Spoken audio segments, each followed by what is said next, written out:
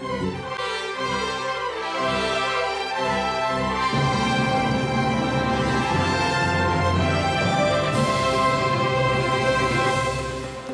外，代替外国媒体投诉讲，台湾多数无被对抗中国，有学者认为，打击国内防卫信心，别国会放弃支持台湾各种对抗中国行动。白白领和林爽健牛规身躯穿纳粹装扮出现应信，学者认为纳粹伫咧欧洲国家代表负面意思，若准故意使用就真无可取。特别因总发现讲，会会当找出到这失智症的风险，也若代代病院完成全球头一个无欠费时间的心脏移植手术。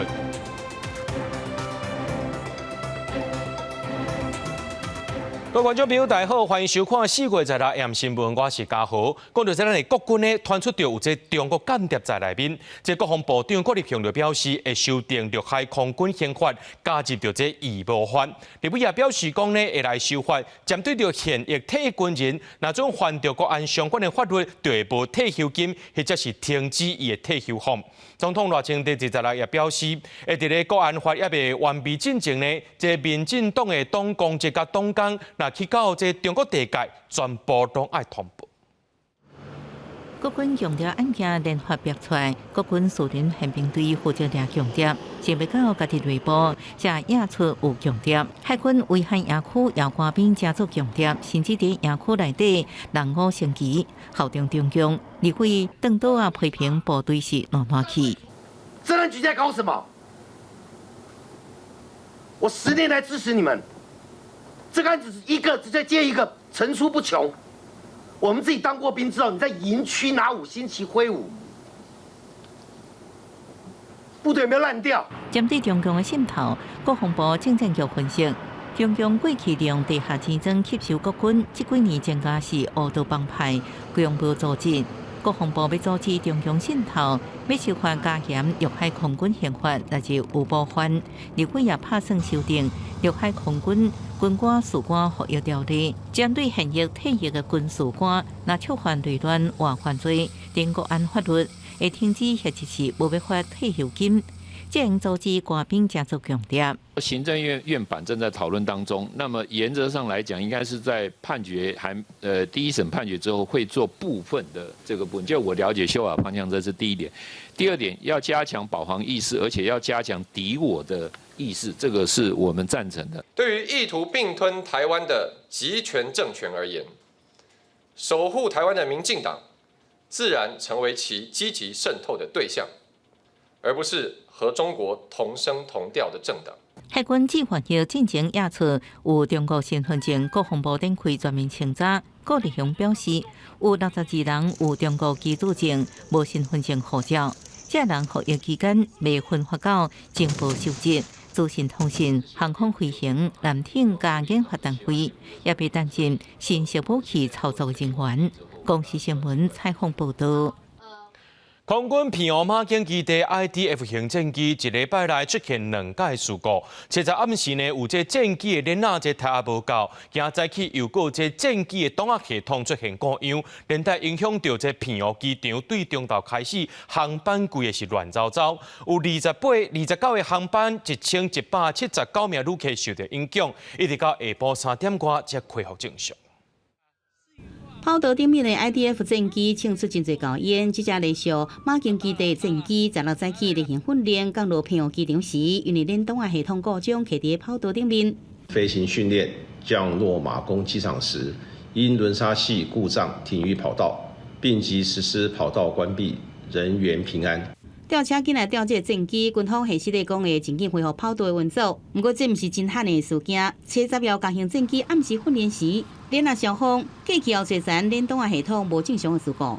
IDF 战斗机它天生设计进场的速度比较快，虽然空军已经经历过非常多次的购改计划，但是仍然没有办法彻底的根除。专家认为讲，军方应该设法预防相关的状况。因为平湖机场是军民合用的机场，事故也造成平湖机场中段开始航班大乱，电子看板顶面都是延误的信息，以后旅客唔知要安怎。原定的班机1点多的就取消。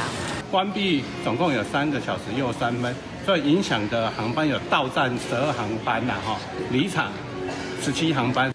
平湖起降航班总共29班次，1179名旅客受到影响。对本岛出发的航班只有搁再飞回去，也是转降。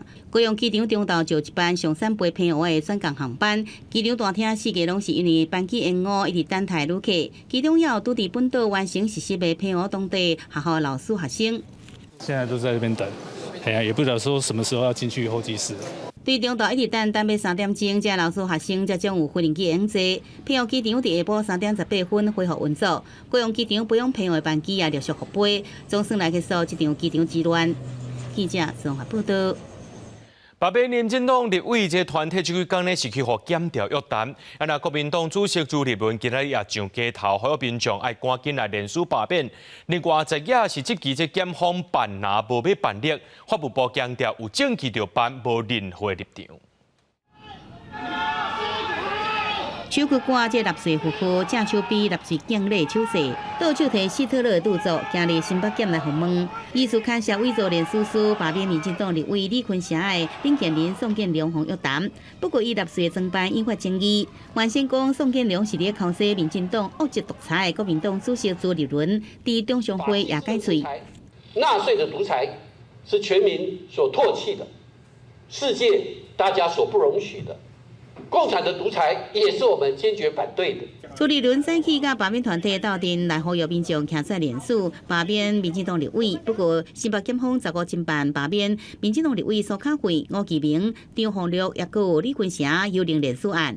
访问了后，甲国民党邦桥区的党部主任谢庆林提议罢免立委苏巧慧、林建林，谭定耀提议罢免廖吉林、王玉林这6人归押禁见。也拄交保的国民党青年军成员赖依林，昨日出现伫罢免立委吴思瑶的联署活动。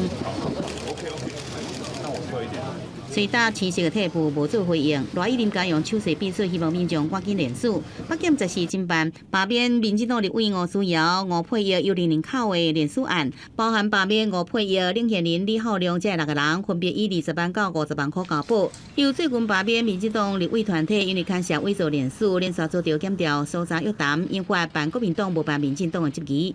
大规模发动搜索甚至声押的，全部都集中在中国国民党身上，这是为什么社会上面会产生这么强烈质疑？司法办案的核心是证据，而不是政治。现在难道连斗臭司法也蓝白合了吗？我们侦办这些犯罪绝无立场，绝无任何的期待和考量，有证据就办。法务部强调，死亡连署是因为刊写伪造文书，也有违反告知法，是民众检举，也有中选会提供相关资料了后，检方才立案侦办，目的是要维护罢免的清洁空间，落实民主法治。记者综合报道。有真侪历史的伤痛，毋是清清彩彩就当摕出来使用的。讲到这罢免的领衔人宋建良呢，出现伫咧新北检应讯时阵，伊是规身躯穿纳粹服装，引起正人的议论。甚至这德国在台协会以色列驻台办事处拢发出声明表示谴责。学者是认为讲呢，这纳粹伫咧欧洲国家代表着负面的意义，因为有历史的伤痛。台湾人将可能是无了解到伫遐乱用，那准是故意来使用，这行为就真无可取啊。罢免代表人宋建良出现伫咧新北地检署，用讯的时阵，伊穿纳粹的衫，引起正人的批评。嘛，互德国在台协会甲以色列驻台办事处拢发声明，表达上强烈的谴责。The use of these Nazi symbols represent hate, racism, and extreme violence. I strongly condemn and I deeply regret, and I'm very concerned about the use of these Nazi symbols. 其实，因为伫台湾嘛有几啊件纳粹符号争议的事件，亲像有民间团体真接压纳粹的旗仔，伫台北欧洲学校的门口口抗议，也是社群平台顶悬伫非学校官方无刻名的卖奖页，内底嘛捌出现用符号斗起来纳粹的标志。2016年，新北市共和国中校园活动，有学生穿纳粹的军衫，抓纳粹的旗仔，还佫用纸棒做一只战车市场，引起议论。2013年，有人穿纳粹的军衫参加反同志的游行。2011年，有3个学生穿纳粹的军衫参加国防部校热战斗营。2006年，有大学生的组织宣传纳粹的主义。有学者认为，讲纳粹伫欧洲国家是代表负面的意义，也佫有历史的创伤。咱国民众可能因为无够理解、无细致使用，毋过若是调侃的，都有影真无妥当。它其实是一个政治的动作，非常明显的挑衅的行为，我觉得我们应该要谴责的是这一个部分。我们不经意的，或者是非常频率相当高的去表示它的话，要给人一个印象说，我们是不是国人有相当部分的国人是支持纳粹主义思想，那对我们的国家形象也是很大的伤害。学者指出，使用纳粹的旗仔在德国是违法的，而且真侪国家嘛禁止。相关的行为若是无谨慎来处理，可能会影响咱台湾伫国际的形象。外交部嘛呼吁民众，唔通无迄个意思，搁去伤害到其他国家人民的情感，应该展现对无共文化、宗教甲族群的同理心。记者综合报道。桃园3月发生替人做过来这服务员，咱讲的就是月嫂虐待婴仔的事件。调机关即期讲呢，这市政府敢若罚6000伤过价，甚至这个服务员佫伫咧网络顶头因工课。桃园市政府就表示讲，敢若针对这服务人员无执照的部分罚钱，也若虐待囡仔的部分，也佫伫咧调查。就早上我就做你哦。为监视器的画面，会当看到这个甲人做过来服务员，也就是月嫂啊，当伫照顾红婴仔过程当中，几啊届甲害来害去，甚至甲拍尻川、甲扇喙皮等等不同的举动。这个代志发生伫桃园青埔，有家长指控讲，这个姓詹的月嫂啊，涉嫌不当对待红婴仔，动手的过程拢互录起来。囡仔送病院了后嘛，诊断出头壳有掉伤。我是看到他赏他一个耳光，因为我们那个摄影机有24小时可以回放，所以我就往回放大概1个小时内的状况。我就看到他就是不断的摔他，然后就是打他，跟就是一直折他。有关婴儿遭伤害案件，本所依规定受理，并依全责通报相关单位，讯后依伤害及儿权法函送地检署侦办。原底是透过月嫂的平台来找到这个姓詹的月嫂啊，原底就是伊经验真丰富，想袂到几啊届甲红婴仔起骹动手。这个红婴仔的家长把信息抛去网络顶，嘛有其他的家长出面指控讲，这个月嫂啊，这种行为已经不是头一届啊，怀疑并不是单一的个案。3月多发生的，那3月20几号开罚了，那用这样子这么严重的事情，才罚了他6000块。然后这一名詹姓的月嫂到现在还在网络 po 文。未来批评讲，这个案件敢若罚6000块，而且涉案的月嫂啊，还佫伫网络顶继续刊广告。桃园市府指出，目前敢若先针对这个月嫂啊，并无摕到机加式托育服务人员的牌来裁罚，也若涉及不当对待的部分，要咧调查。按算5月初9会邀请专家召开裁罚评估会议，讨论感受违反儿少法的情形。将于近期邀请专家学者召开裁罚评估会议，讨论是否有违反儿少法情事，如有违反，依法最低罚以6万元，最高60万元罚款，并得公布其姓名。妇幼局强调讲，月嫂啊主要是负责照顾生囝了后的负责人，并不是照顾红婴仔。若是要照顾红婴仔，就要按规定向县市政府申请执业登记。嘛提醒家长，若是有托育的需求，应该爱看感受合格登记证书。另外，桃园市有6间居家托育服务中心，会当提供咨询甲协助每合的服务。记者综合报道。来看高雄轻铁顶个月底呢，有一台车入站的时阵煞无停，司机员发现了后，规台车倒退路登去柜台。高雄捷运公司表示讲，因为这司机雄雄细心无停车，已经提出处罚咯，要向这乘客来回实力。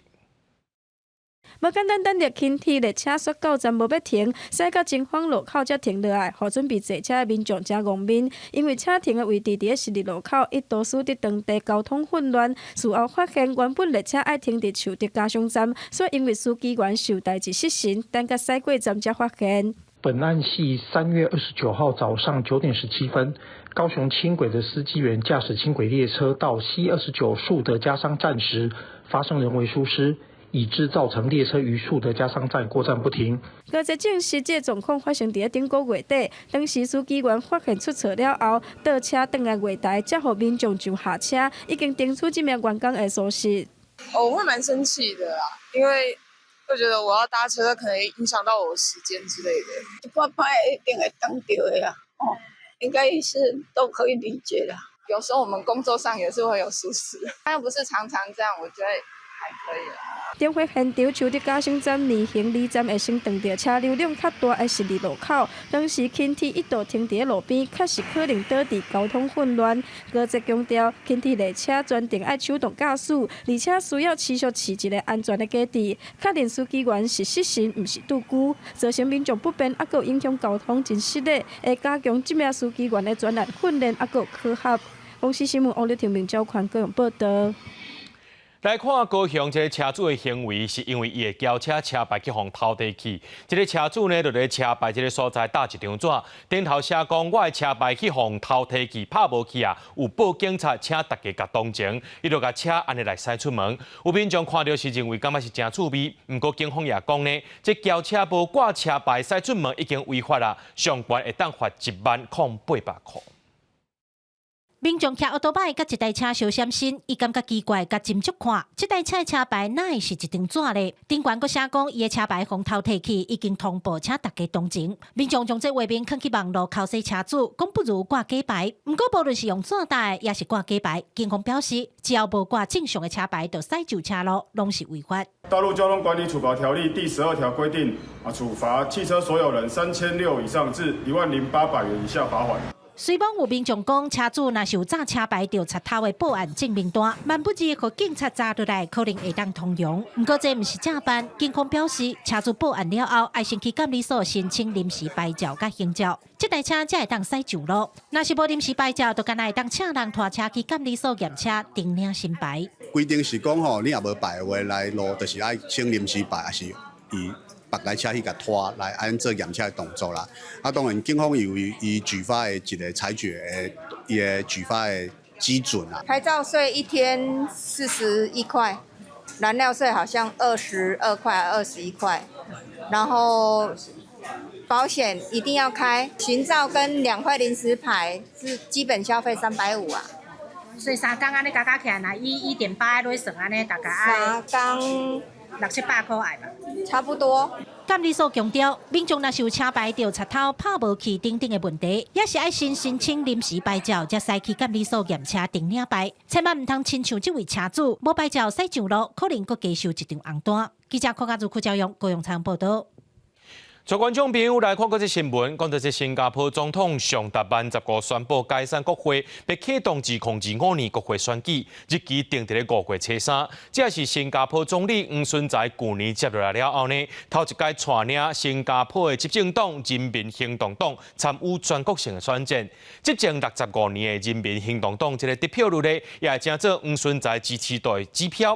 不过受到这美国关税政策影响，经济依然是选民上界看重的。面对美国总统川普的关税风暴，和全球的经济车破冰。虽然川普只对新加坡扣上加10%的基本关税，不过作为全球重要转运中心，佮高度外靠贸易的新加坡也带了单，将今年的经济成长率下修到可能是0。这场风暴拄到总理黄顺才对总统桑达曼的建议，已经伫15宣布解散国会，佮将新的大选投票日定伫5月初3。这种可见以经济为专长的黄顺才，伊的领导能力。What the U.S. is doing now is not reform. It is rejecting the very system it created. If the tariffs were truly reciprocal, and if they were meant to target only those with trade surpluses, then the tariff for Singapore should be 0. But still, we are being subjected to the 10% tariff.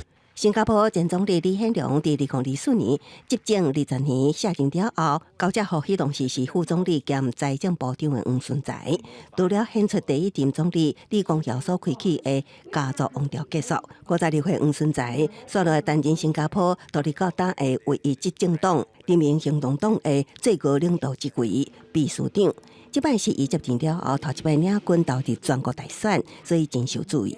新加坡的执行党甲在野党继续伫街路甲选民互动拜票。根据专家分析，人民行动党伫即摆选举会当讲会当有期，也是会保持住1965年独立以来的同款优势。不过执政党得票率的悬低，也互认为是选民对黄顺才支持度的指标。为选民的结果来看，今年的选民人数比2020年增加超过10万人，选区也重新划分，为31个增加到33个，国会机关席次是为93个增加到97个。另外，也有政治学者认为，新加坡千禧世代甲Z世代的选民，更较希望国会有会当相信的反对势力。不过，在经济的无稳定状况之下，有选民偏向避险，这点就对现任的执政党有利。公司新闻新。美国前总统拜登今年1月落任了后，伊就较少公开出席，昨一直上活动发表演说，批评拜登政府呢，批评这川政府呢想要甲这美国的社会安全福利抬掉。伊也讲川上任也未满100天，就对这美国社会造成真严重的伤害。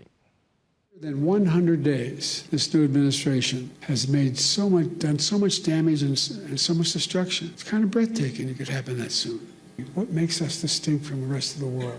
It comes down to basic, in my view, fundamental American values. Nobody's king, nobody's the boss, everybody has a shot. 拜登15号伫咧芝加哥一场新种权利倡议活动发表演说，也是伊落任了后头一届公开谈话。拜登警告川政府唔通对社会安全局抬预算。拜登也批评讲，这马斯克主导的政府效率部等部门。拜登30分钟的演说无讲到川的名字，拢用迄个人来叫川。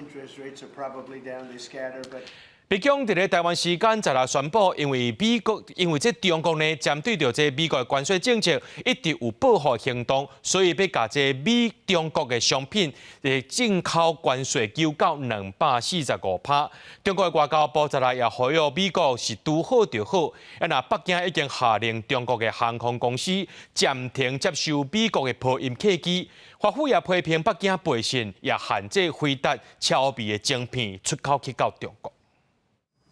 美中的关税战升级，美国白宫伫台湾时间16上新的声明指出，面对中国的关税报复行动，要对中国进口商品的关税为145%提悬到245%。佮表示暂时球伫中国手头，面对关税协商，应该由中国采取主动，向美国协商。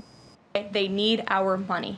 So the president, again, has made it quite clear that he's open to a deal with China, but China needs to make a deal with the United States of America. 美国华尔街日报分析，川普政府计划利用关税谈判向美国的贸易伙伴施压，要求因限制甲中国的贸易来往，并在国家伫经济上孤立中国，来换出美国取消对因增加贸易甲关税壁垒。川普政府认为，这款方式会当减少未来美中谈判的时阵北京的场面。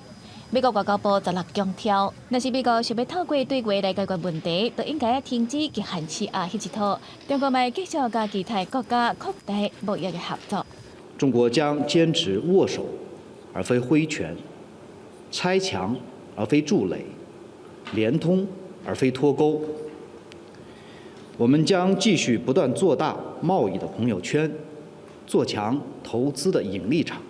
另外一个方面，美国伫15号下令中国的航空公司暂停接收美国的波音客机，嘛停止向美国的企业采买任何归零机相关的设备甲零件。这和波音公司的股价落跌超过2%，嘛引起川普不满。伫社群网站正式社群批评中国卫星违反协议。暂时美国已经限制回答甲超微的晶片出口去中国。回答嘛证实要出口 H2 画图晶片去中国，要先摕到许可。所以宣布伫这一季财报内底日历费用，嘛都是造成亿费用损失甲宽源变动的费用是达到55亿美金，差不多是代表1786亿。而且为是 MI308甲共顶的晶片，拢受到同款的限制，嘛，或者两间公司的股价分别是落跌6%甲7%。股市新闻台是董炳耀。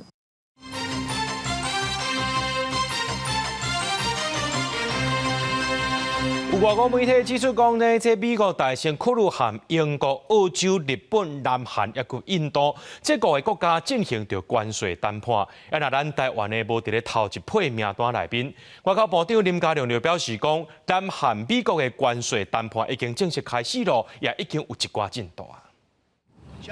美国关税政策造成全球市场的不安，川普宣布暂缓关税90日，咱国积极甲美国交涉。不过，根据外国媒体报道，美国财政部长贝森特透露，优先考虑英国、澳洲、日本、南韩甲印度5国作为首要关税谈判目标，台湾并不列入。我们已经正式展开台美之间有关关税的谈判，啊，那这个不管就 谈的这个项目，还有涉及内容都已经有一些进度，会在针对他们这个特别关心的部分，再能够提供更多的资料。美国关税政策引起全球市场的不安，交通部16去立法院进行专题报告。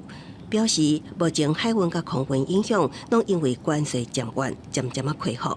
不过，伫92日合并期内，东南亚可能产生转单效应。为着争取汇款来台中转到美国，港务公司已经要求家人甲高雄自愿过场，投入准设甲后线场地资源，搁建议调整奖励条件。一个可能是会塞港。 突然很大量的从台湾的港口进出，对，尤其东南亚，它可能要避开其他关税等等部分嘛。比较少的时候，没有人要来的时候，我们当然就要鼓励嘛，就要奖励，希望鼓励嘛。好，那如果多的时候，我们就希望港务公司先把空间先空出来，好，把我们的盘点可以出来的土地先空出来。到底有没有跟业者了解他们到底现在需求？ 第一波影响会比较大，大概是海空运啦。好，那海空运的部分，我们随时跟业者保持密切的联系，并且针对他们的定位率也好，或者是订仓率也好，我们随时都在掌握。交通部表示，国际海空汇运自由化程度高，国际业者为着避开高风险地区，也是顺应产业链牵线，会依据市场的变化，机动灵活调整航线帮助。 民航局甲航港局会审慎因应全球需求变化，来协助业者机动调整全球航线网布局，加增加营运的弹性。公司新闻采访报道。 美国甲中国小额包裹扣90%的重税，不过根据着台湾进口报单的资料，2024年对中国进口的这个介绍较低包裹呢，就3337万件，恐惊会变作是倾销的记录，冲击着台湾本土的产业。那财政部表示讲，这免税条件真有可能要来缩限啊。为外国寄来包裹到位，消费者真欢喜甲拆开。 不过，数量恐惊无法度像安尼买真济。根据目前的规定，台湾消费者甲外国电商平台买物件，2000块以下的，或者是顶半年、下半年，拢有6届免税的额度。不过，今嘛关税节的风波搁咧拖，财政部考虑要提悬标准。有没有可能差别待遇化？其他的国家没有这种低价倾销的情况，有低价倾销的，中国就把它降为1000。 或者其他国家有低价倾销，我们要把它降为1000，有没有可能？是，委员这个方向我们也会纳入一起考虑。为了阻挡中国的商品压价介绍硬销入来台湾，甚至生产地，冲击台湾的产业。16财政委员会有立委建议讲，金额无大的包裹免税条件都要缩限。财政部答应会纳入计划。会有影响吧？因为这样的话，就让大家的话买的东西就变得比较少嘛。可能有限吧，毕竟还是会有需要，毕竟大陆东西真的蛮便宜的。 根据进口报单的资料，2024年2000块以下的包裹，为中国进口入来台湾的，就占64.4%；为香港来的占20.7%；为澳门来的占3%。加起来拢总要到9成。高是为中国进口入来台湾属价的包裹，就有到3337万件。若是以一个人6届满额来计算，至少有556万人有使用。 有一些卖家，他是以比较大宗的方式呢，把产品进来之后，再从台湾去做出货。那这一群消费者呢，他的数量其实是比较庞大的，是否能够有效的去做一些控管？这个其实是有限的。另外，立委嘛要求讲，亲像淘宝等外国的电商平台，都要加强查缉。经济部回应讲，淘宝伫去年31日活动，捌有广告甲业务登记有问题，已经有裁罚嘛要求限期改善。若无上当，会当废止许可，甲要求撤资。 针对这点，台湾淘宝嘛回应讲，台湾分公司是标准分类731控规范之下，部分品牌推广业务，并无做淘宝甲天鸟平台电商业务的营运。记者综合报道。总统赖清德去年捌表示，非核家园毋是民进党的意识形态。行政院也表达对新技术的这个核能呢未来排除。今仔日环境部长彭启明出席活动时阵，互问到相关问题，伊也表示讲，伫个总统府讨论时阵，有人是认为讲，徛伫国家安全的角度，就爱保留核能。伊也解释讲，这毋是伊或者是官方的立场。 民进党反核能的立场是毋是开始伫松动啊？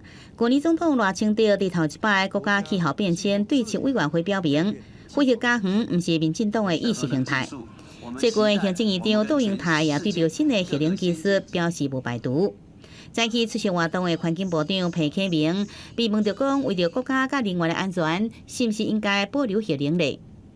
从这个国家安全或是能源安全的角度来看的话，的确是有人提出这一个想法。那其实我们以行政团队的立场来看的话，我们其实是开放讨论来讨论这件事情。保留核能是官方立场吗？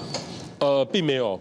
裴启明强调，环境部毋是核能甲能源主管的机关，也毋过行政团队讨论过核电厂演役爱付出真悬的成本。也若新核能小型模组化核反应器 SMR 的技术也未成熟，核能是减碳的选项之一，也毋过必须要有社会共识。环保团队是认为讲，伫新核能顶面，台湾毋通做白鸟鼠，因为这核电厂演役安全甲成本也佫毋知影。老旧核电厂演役，你必须要花出也是很高昂的成本去维修它，然后你还要评估它在新的安全标准上能不能合格，你要把它加强到符合到我们现在所谓的最新的安全标准，都是一大笔钱。不过学者是同意讲，若是对国家安全的角度，尤其是这个燃料存量来看，核能是上符合国家能源的安全要求。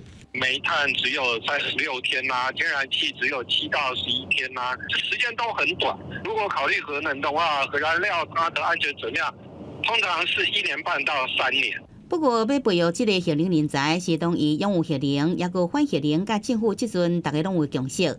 支持核能的学者认为讲，爱有人才才有法度来进行研究，甲创接未来新核能的科技。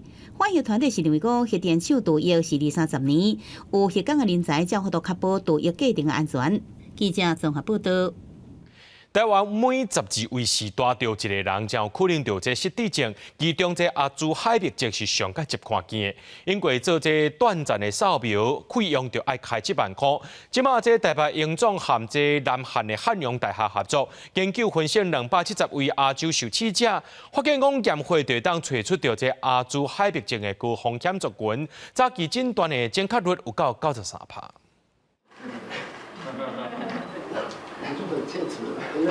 面对镜头，在阮直直讲，今年85岁的先生是阿兹海默症的朋友。去年到韩国旅游，意外找无路，和家属烦恼可能是失智的前兆，安排到台北荣总就医。因为量早诊断、量早治疗，陈先生症状出现好起来。有没有人告诉你说你常常讲话都重复？有。他还有这么讲，我自己不觉得。到目前为止，我还是觉得我很健康啊。台北荣总表示，台湾每12位中者都有一个人可能有失智症。阿兹海默症是上常看的失智症，病因主要是甲大脑的类淀粉卵白出现异常累积有关系。过去需要透过 PET 镜子短暂扫描，诊断费用达到7万，计小真贵。不过台北荣总甲南韩的汉阳大学合作研究发现，只要透过抽规丝丝的血验血，就当找出阿兹海默症的高风险群，早期诊断准确率达到93%。觉得有家族史的人，或者是你真的觉得你的记忆力不太好的人，才需要去抽7万到1万的话，我们觉得是1/7的价钱。研究分析270位亚洲受试验者，韩国170名，台湾100名，包括有健康者、轻度认知障碍甲失智症患者。研究发现，血液中的磷酸化透儿卵白，甲大脑类淀粉卵白定节有高度相关性。刚才的那个比例，我们刚才看到93%，我相信它未来应该可以取代它的正确诊断。这项研究结果和阿兹海默症早期诊断有重大突破。部长连表示，未来只有重度风险个案才建议优先做 PET 扫描，也毋望未来条会会当提悬体检普及率作为第一线的检查工具。公视新闻采访报道。来看台大病院完成全世界头一个无欠费时间的心脏移植手术。这手术过程呢，心脏会当全天继续送血、继续跳，而且袂停去，会当减少到这心脏功能的损害，提高手术的成功率。手术了后呢，这病人也会当较紧复原。BBH 分享家己的复健过程。49岁的周小姐11年前因为心肌病变有心衰竭的镜头，上严重的是连坐力、体力拢真无爽快，常常住院。不过去年8月，伊顺利接受全世界头一个无欠费时间心脏移植手术。台大病院团队透过创新的技术，让心脏离开人体到完成移植这个过程，心脏会当继续跳。即马周小姐已经顺利恢复正常生活。离开加护病房的1个礼拜，我就可以很正常的走路30分钟，不用停。然后到现在，我可以一口气爬上4楼的楼梯，然后不用中途不用停。传统的心脏移植手术，甲心脏对管的人身躯内体出来了后，心脏会暂时停气袂跳，时间也愈拖愈长，对心脏损害可能就愈严重，也影响接受心脏的病人手术了后较无好恢复。不过上新的无欠费时间心脏移植，因为持续灌流血药送索来降低移植过程对心脏的损害。那我们是全程从摘取心脏的时候，我们就给心脏持续的灌流，一直到我们移植完成，这个整个过程都是有持续的心脏灌流，维持心脏的跳动，所以它是等于全程的零缺血时间，它也没有再灌流的时间，所以它就没有缺血再灌流的心脏伤害。通看到咧进行无欠费时间的心脏移植，需要侪医疗人员确保心脏有持续咧跳。因自1990年到今已经累计完成700多例传统心脏移植，目前已经用上新的技术连续完成2例，也确定技术的安全性是有够的。台大病院表示，目前是限制伫院内执行，未来因会持续优化器官维护系统，以会当下病院送器官完成移植为目标，提升全台湾心脏移植的成功率。记者张家佳、谢桂玲台北报道。南部一间连锁的汉堡店摊做麻利高雄高美店，有人客用餐了后是吐骨流。市政府表示，及时接到病院通报案例，15派人去查，发现讲这餐厅洗菜洗所在，含这碗台壁面拢有生骨的情形，也采检到8项可疑的食材，含环境检体送检，要求业者停业2天。平常门口常看到排队人的探索马里高美店16伫门口打广告无营业。店内桌啊椅啊设备拢互包起来，亲像要准备大清销。原来这间分店亲像发生食物中毒事件。因为它是属于高价单位的餐厅所以会出现这样的感觉是食物中毒的状况，会觉得让消费者没有信心再想去那一间再做使用。5月42日，甲家庭到这间店庆生，过当天包括20来，10个人都有8个人吐骨流。5月甚至就医2摆，也有台南的民众反映，家庭伫食饭了后闹20几摆。另外一名干小姐控诉，迄日伊甲几个朋友食饭了后，大家拢陆续出现吐流的症状。13号接14号的凌晨开始，有人就出现上吐下泻的情形，这样子。我跟另外一个朋友是有去挂急诊，然后急诊医生就是急性肠胃炎，疑似食物中毒。民众将经验分享伫社群，不少网友讲，有人讲规日吐骨流，也有人讲当这去的5个人全走白。到16红搭点进前，似乎将有18个人食饭了后出现胃肠道症状。稽查探听了后发现，西菜市区鲜花台壁面西沟垃圾店管理所室，连续接获2家医院通报，各有2人于4月12日至该餐厅用餐后出现腹泻、呕吐、腹痛、恶心、发烧等肠胃症状。业者发生免费室内，除了进行高标准清销，也强调会配合调查甲负责到底，支付目前采检督工就医民众检体，另外将青菜沙拉、使用冰格等8项可疑食材，甲环境检体送检，结果还未出来。也毋过业者若爱改善的部分，到时阵无改，会当依食品卫生管理法采罚相关能力。公司新闻采访报道。之前伫桃园有一个海底仔看山，甲伊验尸了后，发现讲这海底仔颔棍含头壳有掉青，2届掉青的时间无共款，这样可能是这个伤害造成伊失去受水功能，才会看山死亡。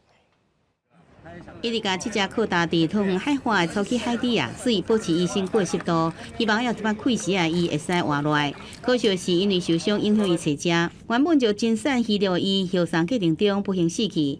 解破时阵，经由这个电脑断层，海洋海底协会人员发现讲，伊这个颔本抑个头壳拢掉一青。第一颗子弹是下巴那一颗啦，下巴是第一个找到的，它直接掉出来。那第2颗是有摸到奇怪的东西，然后用电脑断层扫描才发现那个比较早的子弹。下巴那一颗是病理解剖报告很明确的写是1-2周内发生的事情。海洋海底协会推判，其中一摆庆伤是伫台湾海峡发生的，研判这庆伤严重损害伊的受水控制，抑个找食能力，才造成伊扩大死亡。协会讲，每年大约160只的海洋海底扩大，死亡大约8成，其中大约6成烂甲伤严重，其他4成才发到做病理切片。调查扩大原因，这摆是协会头一摆发现，死因是后清断死的。已经违反野生动物保育法，那当然在动物福利上，它真的就是一个虐待，让动物遭受必要的痛苦。就算当下不是因为这样子一枪毙命的死亡，他是搁浅，可是其实就是已经造成很严重的伤害。尤其不听讲有用气枪射一个海洋海猪，击败互人用枪拍死的这海猪，也唔知开枪的人为安怎样来做。也毋过协会调查，海洋海猪扩大的死亡原因，2成到3成是渔业活动，也若超过1/4的死亡，甲人类海上活动有关系，显示人为的海上活动对海洋海猪的生存是有一定威胁。今年也改做成这个教育标本，希望呼吁更加多人来重视保育。记者综合报道。最近，林保署分析台中和平区一台红外线翕相机，发现去年11月有翕到2只石虎。这装翕相机6年以来头一届翕到石虎，也翕到其他野生动物。林保署是认为讲，这是大卡溪附近的保育有真好成果。石虎的活动范围多数在前山地区。今年3月在分林有记录到31条石虎出现伫哪来甲高坑的行踪。最近林保署在分析台中和平区苏科巴社区的红外线翕相机成功的时，发现去年11月有翕到2只石虎的行踪。这是自从采翕相机6年来头一届翕到的影像。林保署指出，这届石虎出现伫大甲溪水头的苏科巴社区，有可能是族群扩散。推论虽然大甲溪现在这个斯科巴不是在就是以往有记录过，但是它看起来是扩散出来，所以表示说，石虎其实它一直在它会到处走嘛，那它在扩散的时候，它也会找寻适合的，所以这里未来也是一个潜在的它可以建立族群的地方。这样，石虎是一级保育类动物，主要分布在海拔1000公尺以下的浅山。台湾石虎保育协会表示，大甲溪水头海拔1050公尺的苏科巴社区，若连接大甲溪水尾栖地的东势、新社含国幽灵斑地等等的浅山栖地生态网，嘛是串联苗栗南投2大石虎栖地的重要区域。协会嘛指出，台中平地开发程度悬，浅山区各有布产建规制等等，石虎若栖地较破碎，也会农药含龙洞鸟狗等等的威胁，呼吁林保署含地方政府的重视。比如讲对农民一个补助还是鼓励。啊，农民会当讲莫去用药啊，猫仔甲狗仔的部分，其实民众的迄个观念其实较重要。恁若阵大个所在，就是伫咧深山的所在，出去都溪都是有山，啊，你的狗仔甲猫仔放出去，伊去山内做啥物代志，你也毋知影。林保署指出，这届影像也发现漳水麻含台湾叶片、蜜宝等等17种野生动物，这嘛显示社区部落含农友协助推动友善石虎栖地保育工作已经有初步的成果。记者卢昌珠、郑俊尧台北报道。今年春天，这荒野保护协会来去到日本的南地亚调查野鸟生态。今年体计有206只处，是2018年调查以来上界多。另外，黄莺干那19只处，是这几年来拢无啥成长。赵教授表示讲，因为台湾黄莺的数量真多，受到都市开发，有民众偷猎，到达全台湾，预估这数量是剩无到500只。当年3月到6月是thị雞探景期，伫台东日本的南地会当看到颔棍蓝色港的thị雞真水真大班咧啼。荒野保护协会自2018年开始，逐年拢会去到日本的南地进行调查，发现今年的thị雞是調查以来數量上濟一檔。講有206隻，所以是有史以來上濟。這thị雞伊伫迄落人農地啊，吼啊種迄落水果的，伊這個環境伊嘛攏就愛吼，啊所以阮就會看到迄佇迄落水果園含這荒野這中間吼，因伫遐飛來飛去。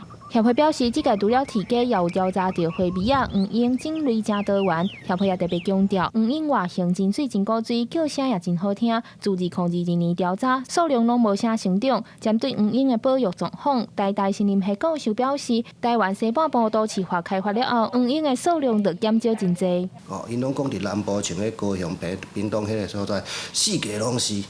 啊，問題就是講，即種黃鶯吼，伊愛佇迄落較燒熱的所在，啊平地樹啊足懸的，啊邊仔上好有草仔埔，像即種的所在是伊上愛的。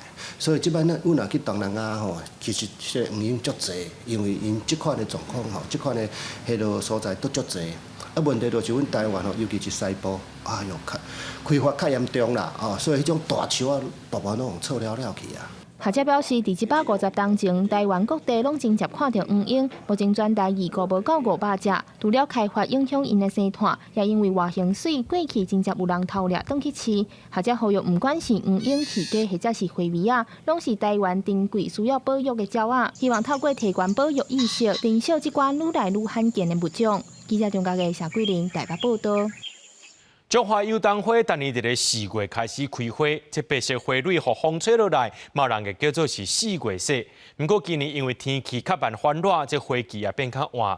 彰化市正出名的油桐花景点福田社区，目前油桐花敢若开1成左右。中华八卦山沿线有不少油桐树，便若4、5月时，就当看到白色的油桐花开甲真旺。县府顶礼拜六伫彰化市福田社区正式宣布桐花节起鼓，民众听到消息要来看花，却发现花也未大开。花也无开咧，伊刚看新闻讲拜六要开幕啊，花苞足侪，这可能开起来足水。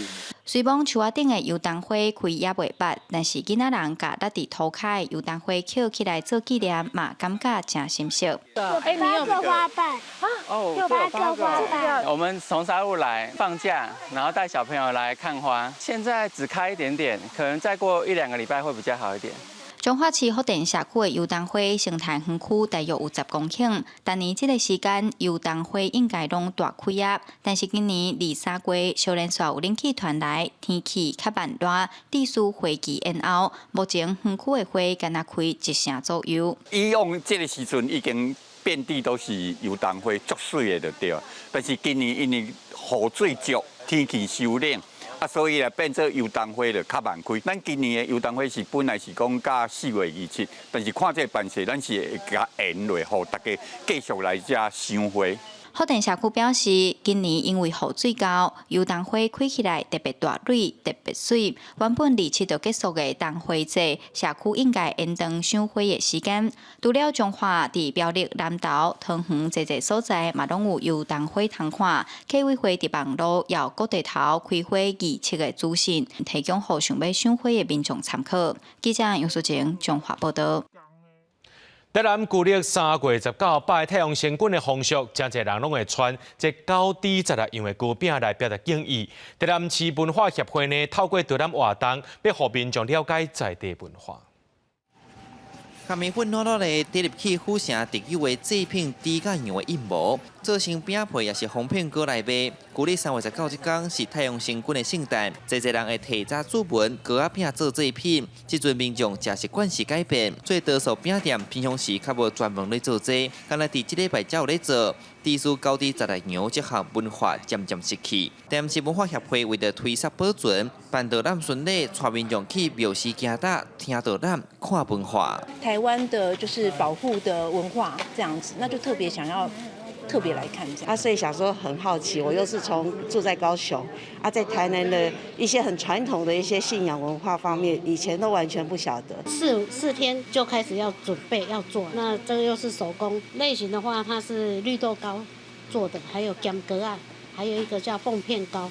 台南市定民俗资产高低16样对清朝传到呾，糕饼印模有特殊意涵。对这张图来看，倒边是猪仔，正边是羊，摆做伙是一字名。文书工作者讲，旧的音我旧，那底参明朝皇帝姓共音，那16样拄好是明朝16任的皇帝。就因为清代时阵袂使公开祭拜明朝的人物，后来就相传用太阳神君的圣诞来怀念明朝过往的皇帝。高低16样是高价低，就是旧姓朱的，姓朱的姓朱的16代君王，按明太祖到明肃宗，拢总16代的皇帝。所以呢，以这个概念来讲这个这个祭祀的重要性。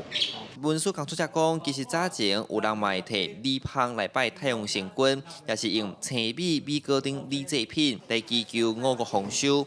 因讲这文化若无好好传落去，未来少年人可能会失去参这份历史的连结。因讲未来继续用行托活动，互大家更加了解这片土地。记者苏台南采访报道。555剧团呢，伫咧2000年成立，本地是用华语演出。这3年参加文化部国家语言整体发展的方案，开始用全台语做表演。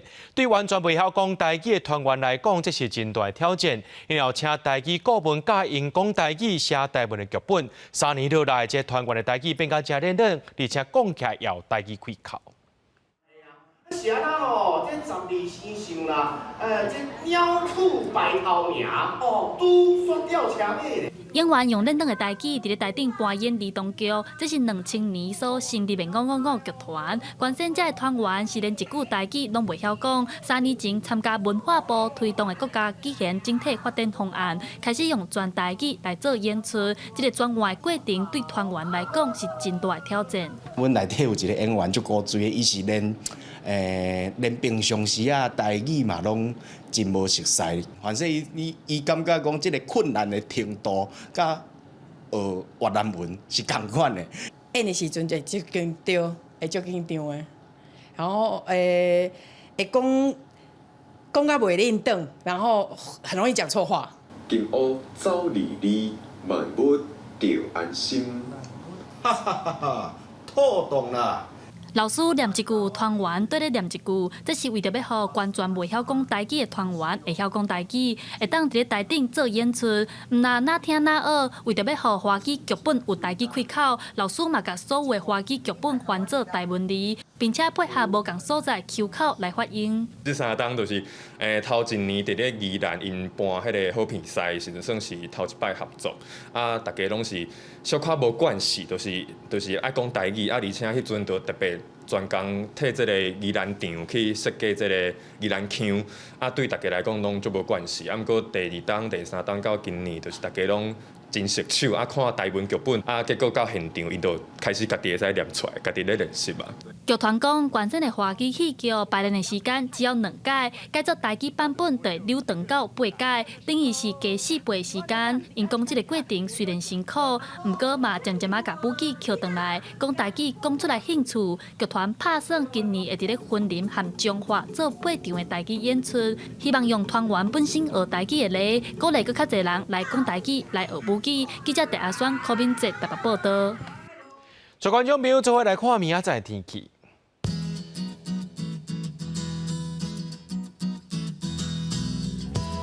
吉人台北桃园新竹对18度到31度，苗栗台中彰化南投云林对17度到31度，嘉义台南高雄屏东对18度到32度，宜兰花莲台东对19度到28度。 平阳金门马祖对18度到28度，还个未来3天的气象。